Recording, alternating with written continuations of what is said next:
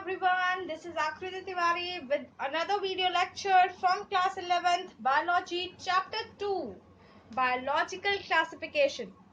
तो आज हम ये बायोलॉजिकल क्लासिफिकेशन का चैप्टर स्टार्ट करने वाले हैं। It is my humble request to you all, अगर आपने फर्स्ट चैप्टर नहीं देखा है तो उसको फटाफट से जाकर के मेरे YouTube चैनल पर देख लीजिए, सो दैट कि आपको ये चैप्टर और अच्छे से समझ आ पाए, क्योंकि वो बेसिक चैप्टर था जिसमें हम क्लासिफिकेशन और बाकी सारी चीजों के बारे में, हमने टेक्सोनॉमी वगैरह के बारे में पढ़ा था।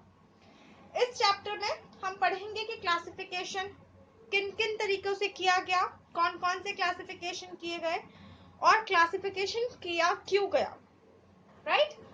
तो चलिए बिना टाइम वेस्ट किए हम इस चैप्टर को स्टार्ट करते हैं। तो सबसे पहली बात, क्योंकि बायोलॉजिकल क्लासिफिकेशन पढ़ रहे हैं तो मेरा हमेशा से मैं क्या ही करती हूँ, यही करती हूँ कि सबसे पहले आपको बताती हूँ कि जो भी हम स्टार्ट कर रहे हैं एक्चुअली वो है क्या। तो बच्चों, बायोलॉजिकल क्लासिफिकेशन है क्या ये जान लेते हैं। तो बायोलॉजिकल क्लासिफिकेशन वो प्रोसेस है जिससे कि साइंटिस्ट ने लिविंग ऑर्गेनिज्म को ग्रुप में डिवाइड किया है।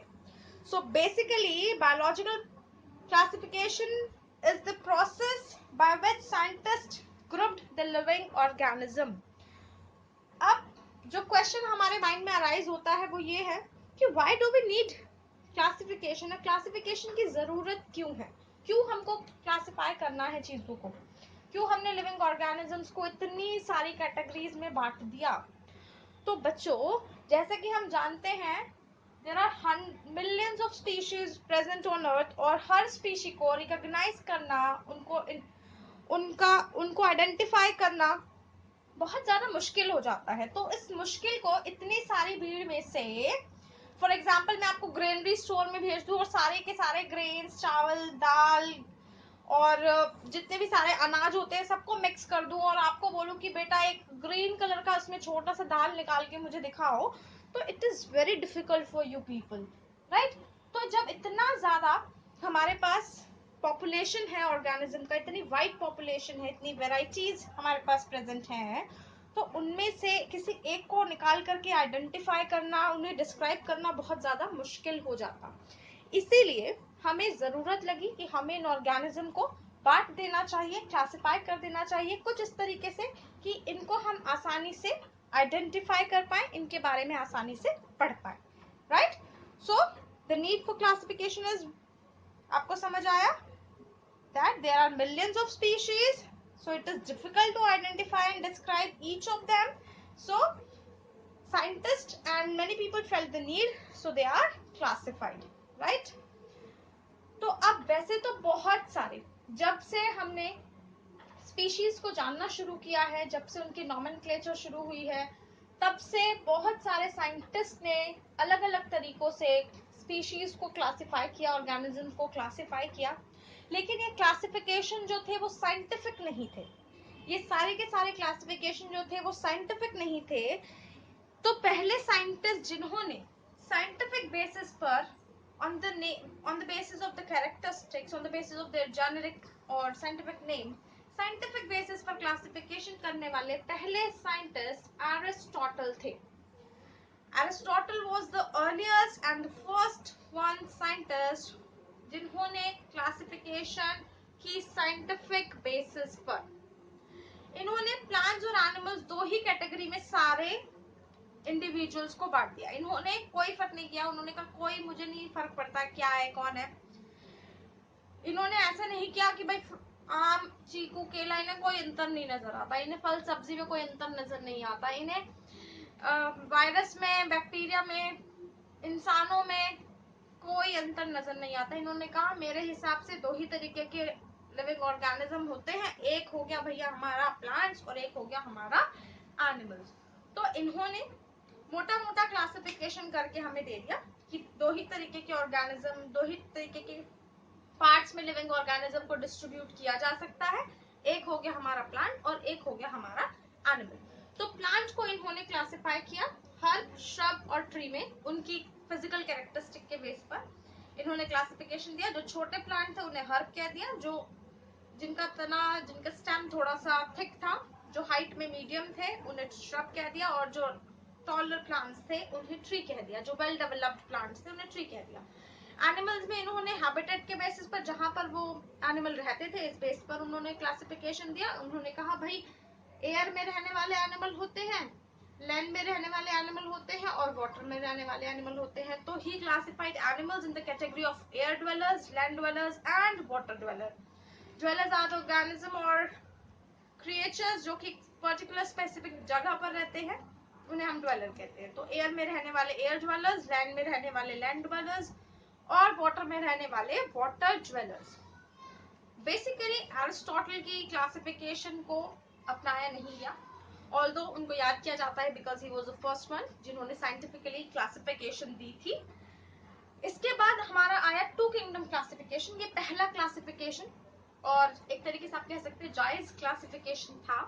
ये टू किंगडम क्लासिफिकेशन हमारे बहुत ही फेमस, और आपने बहुत बार इनका नाम पढ़ा होगा, इनको ध्यान से पढ़ लीजिए, बहुत बार इनका आप नाम पढ़ने वाले हैं। लिनिस, लिनिस ने पहली बार टू किंगडम क्लासिफिकेशन दी, और टू किंगडम में यानी कि हम दो ही किंगडम पढ़ने वाले हैं। We are going to study about the plant kingdom and the animal kingdom. इन्होंने भी यही किया, लेकिन इनका तरीका थोड़ा सा बेहतर था।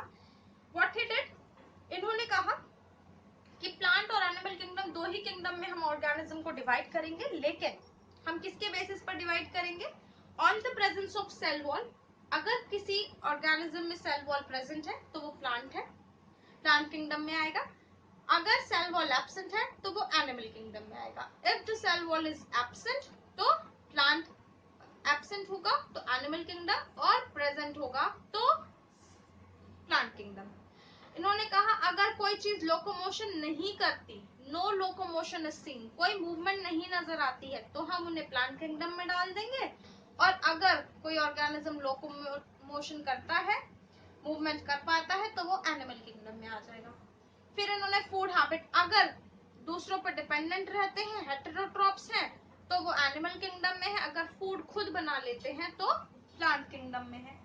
अगर रिस्पॉन्स कर पाते हैं एक्सटर्नल स्टिमुलस को, मैंने आपको एक्सटर्नल स्टिमुलस बताया था, कोई भी एनवायरमेंटल फैक्टर है ना, वो एक्सटर्नल स्टिमुलस हो सकता है, टच हो सकता है, टेम्परेचर हो सकता है, कुछ भी। तो अगर एक्सटर्नल स्टिमुलस को रिस्पॉन्ड नहीं कर पा रहे हैं तो प्लांट किंगडम में चले जाएंगे, अगर कर पा रहे हैं तो एनिमल किंगडम में चले जाएंगे। तो उन्होंने, किन्होंने, लिनियस ने प्लांट और एनिमल किंगडम में ऑर्गेनिज्म को क्लासिफाई किया on the basis of the characters of cell wall की presence or absence, on the basis of locomotion presence or absence, on the basis of external stimuli, response to external stimuli, and food habit, either they are heterotrophs or autotrophs। तो plant kingdom में उन्होंने रखा bacteria को, plant kingdom में उन्होंने रखा bacteria को, cyanobacteria को, फंजाई को, फर्न्स को और प्लांट्स को। एनिमल किंगडम में उन्होंने रखा प्रोटोजोन को, इनवर्टिब्रेट्स और वर्टिब्रेट्स को।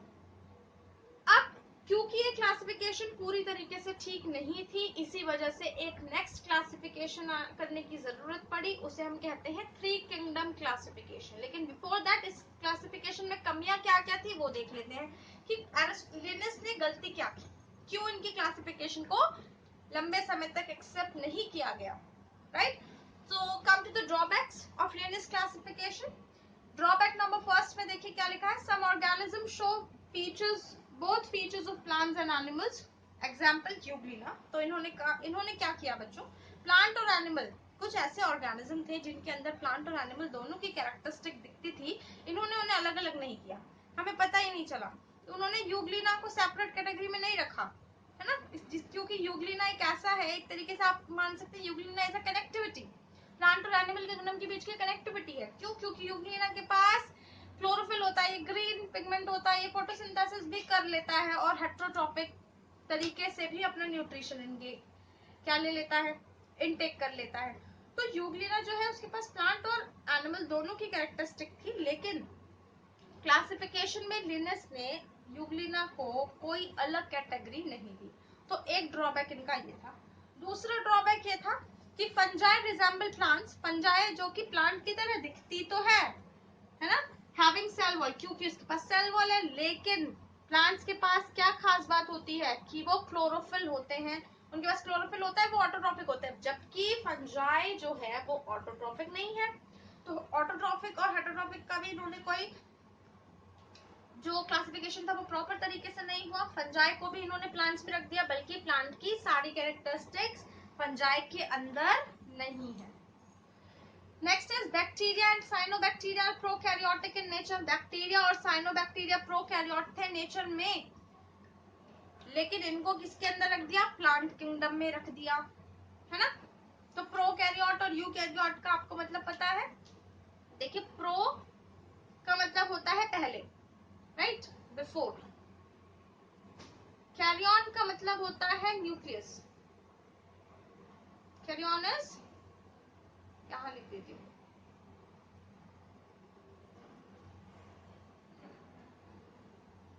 तो अगर न्यूक्लियस बनने से पहले, मतलब किसी में न्यूक्लियस नहीं बना है, तो ऐसे ऑर्गेनिज्म जिनमें वेल डिफाइंड न्यूक्लियस नहीं है, डिफाइंड या फिर न्यूक्लियस बना नहीं है, तो ऐसे ऑर्गेनिज्म को हम प्रोकैरियोट कहते हैं। यू कैरियोट, यू का मतलब होता है ट्रू, जिसमें well developed well defined nucleus है, उसके उन्हें हम कहते हैं यूकैरियोट्स। तो उन्होंने प्रोकैरियोटिक ने बैक्टीरिया एंड साइनोबैक्टीरिया का प्रोकैरियोटिक नेचर बताया। ठीक है, तो ये हमारी हो गई ड्रॉबैक्स। यहाँ तक की बात क्लियर हुई। बायोलॉजिकल क्लासिफिकेशन क्या है, नीड क्या है क्लासिफिकेशन की। अरिस्टोटल पहले ऐसे साइंटिस्ट थे जिन्होंने साइंटिफिकली क्लासिफिकेशन करना स्टार्ट किया ऑर्गेनिज्म का। सबसे पहली क्लासिफिकेशन आई टू किंगडम क्लासिफिकेशन। नाउ अब हम पढ़ेंगे थ्री किंगडम क्लासिफिकेशन। तो आपको समझ में आ रहा है, थ्री मीन्स यहाँ पर हम तीन किंगडम पढ़ने वाले हैं, एक किंगडम और ऐड हो गया। What is it? Protista. Plant था ही, एनिमल था ही, प्लांट और एनिमल को इन्होंने एज इट इज लिया, मतलब इसमें कुछ चेंजेस किए, ऑल्दो बिना चेंजेस के नहीं लिया, लेकिन इन्होंने किंगडम सेम रखा, plant kingdom, animal kingdom and Protista. किन्होंने? Ernest Haeckel. अर्नेस्ट हैकल ने 1886 में थ्री किंगडम क्लासिफिकेशन दी। इन्होंने एंटायर लिविंग वर्ल्ड को थ्री कैटेगरीज में डिस्ट्रीब्यूट किया, प्लांटे, एनिमल एंड प्रोटिस्टा। इन्होंने प्लांट्स में रखा मॉसेस को, फॉन्स को, ब्रायोफाइट्स, जिम्नोस्पर्म, एंजियोस्पर्म। उन सभी ऑर्गेनिजम्स को, उन सभी चीजों को, उन सभी स्पीशीज को जो जिनमें की ट्रू कैरेक्टरिस्टिक्स थे प्लांट के सारे कैरेक्टरिस्टिक थे, उन्होंने एक जगह रख दिया। एनिमल्स में जो दो तरीके के एनिमल्स, इनवर्टिब्रेट्स और वर्टिब्रेट्स, जिनमें बैकबोन होती है और जिनमें बैकबोन नहीं होती, तो ये वाला भी ठीक है, यहाँ तक कोई दिक्कत नहीं क्लासिफिकेशन में। फिर इन्होंने तीसरी कैटेगरी रखी प्रोटिस्टा की। प्रोटिस्टा में इन्होंने रखा फंजाई को, प्रोटोजोआ को, एल्गी को, बैक्टीरिया को, स्लाइम मोल्ड को। अब प्रोटिस्टा के अंदर इन्होंने यहाँ पर क्या कर दिया? सब मिक्सअप कर दिया। इनमें बहुत सारी किसी की भी कैरेक्टरिस्टिक्स आपस में सेम टू सेम नहीं है, राइट। तो इनको एक कैटेगरी में नहीं रखा जा सकता, सबको प्रोटिस्ट में रख दिया, सबको प्रोटिस्ट में नहीं रखा जा सकता है, ठीक है। तो यही क्या हो गई? गड़बड़ हो गई। इसी वजह से फोर किंगडम क्लासिफिकेशन भी आई। अब चलिए देखते हैं ड्रॉबैक्स क्या है। इन्होंने क्या किया बच्चों, अर्नेस्ट हैकल ने प्रोकैरियोट्स और यूकैरियोट्स को सेपरेट नहीं किया। इन्होंने प्रोकैरियोट्स और यूकैरियोट्स को सेपरेट नहीं किया। इन्होंने यूनिसेल्युलर मल्टीसेल्युलर ऑर्गेनिज्म को सेपरेट नहीं किया। इन्होंने एल्गी और फंजाई को एक में रख दिया। एल्गी में प्लांट के कैरेक्टरिस्टिक्स होते हैं, फंजाई में नहीं होते, है ना। तो एल्गी को भी प्लांट में डालना था, ये भी गड़बड़ हो गई, है ना। बैक्टीरिया, स्लाइम मोल्ड, इन्होंने क्या किया? सबको प्रोटिस्ट में रख दिया, यूनिसेल्युलर मल्टीसेल्युलर को अलग नहीं किया, प्रोकैरियोट्स और यूकैरियोट्स को अलग नहीं किया। यही इस थ्री किंगडम क्लासिफिकेशन की ड्रॉबैक थी। क्लियर? टू किंगडम क्लासिफिकेशन और three kingdom classification clear? I don't think so कि अभी कोई डाउट बचा होगा। बच्चों, this chapter is very very complicated, बहुत कंफ्यूजिंग चैप्टर है, बहुत सारी क्लासिफिकेशंस हमने पढ़नी है। अभी हमने थ्री किंगडम क्लासिफिकेशन पढ़ा है, फिर हम पढ़ेंगे four kingdom classification, five kingdom classification, और उसके बाद हम जो मोस्ट एक्सेप्टेबल क्लासिफिकेशन है जो अभी तक हम पढ़ते हैं वो हम पढ़ेंगे। तो there are so many confusions, इसीलिए आप हैंड टू हैंड इन सारे क्लासिफिकेशंस को क्लियर करते रहिए। If you see any doubt, you are free to ask in the comment section, and if you like the video, If you're understanding the concepts I'm telling you, hit a like button, subscribe it. Thank you.